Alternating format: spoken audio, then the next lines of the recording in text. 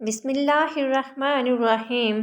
معزز و محترم ناظرین، حضور صلی اللہ علیہ وآلہ وسلم کے وصال کے بعد سیدنا بلال رضی اللہ تعالی عنہ مدینہ کی گلیوں میں یہ کہتے پھرتے کہ لوگو، تم نے کہیں رسول اللہ صلی اللہ علیہ وآلہ وسلم کو دیکھا ہے تو مجھے بھی دکھا دو۔ پھر کہنے لگے کہ اب مدینہ میں میرا رہنا دشوار ہے، اور شام کے شہر حلب میں چلے گئے۔ تقریباً 6 ماہ بعد آپ صلی اللہ علیہ وآلہ وسلم کی خواب میں زیارت نصیب ہوئی تو آپ صلی اللہ علیہ وآلہ وسلم فرما رہے تھے، اے بلال، یہ کیا بے وفائی ہے؟ تو نے ہمیں ملنا چھوڑ دیا، کیا ہماری ملاقات کا وقت نہیں آیا؟ خواب سے بیدار ہوتے ہی اونٹنی پر سوار ہو کر لبیک یا سیدی یا رسول اللہ کہتے ہوئے مدینہ منورہ کی طرف روانہ ہو گئے۔ جب مدینہ منورہ میں داخل ہوئے تو سب سے پہلے مسجد نبوی پہنچ کر حضرت بلال رضی اللہ تعالیٰ عنہ کی نگاہوں نے عالم وارفتگی میں آپ صلی اللہ علیہ وآلہ وسلم کو ڈھونڈنا شروع کیا۔ کبھی مسجد میں تلاش کرتے اور کبھی حجروں میں۔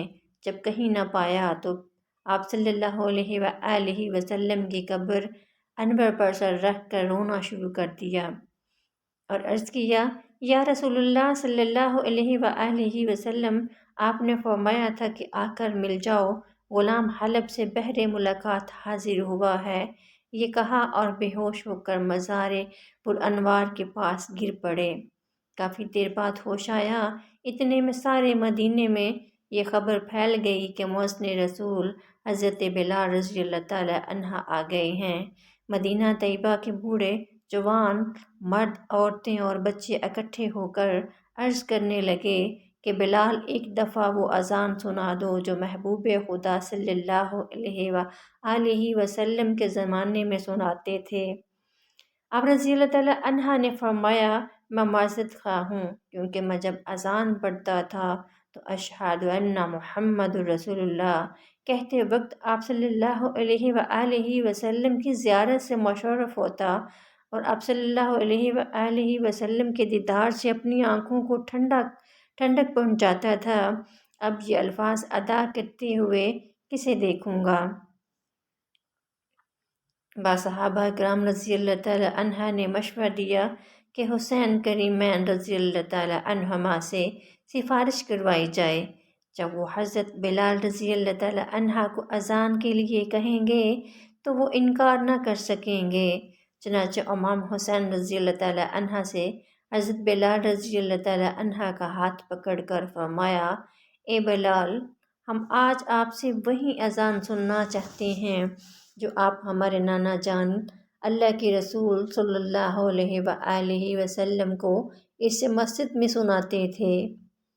اب حضرت بلال رضی اللہ تعالی عنہ کو انکار کا یارہ نہ تھا، لہٰذا اسی مقام پر کھڑے ہو کر اذان دی جہاں رسول حضرت محمد صلی اللہ علیہ وآلہ وسلم کی ظاہری حیات میں دیا کرتے تھے۔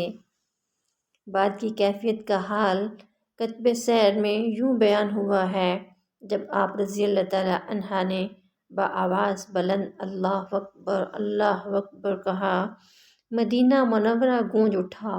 اب جیسے جیسے آگے بڑھتے گئے جذبات میں اضافہ ہوتا چلا گیا۔ جب اشہد ان لا الہ الا اللہ کے کلمات ادا کیے، گونج میں مزید اضافہ ہو گیا۔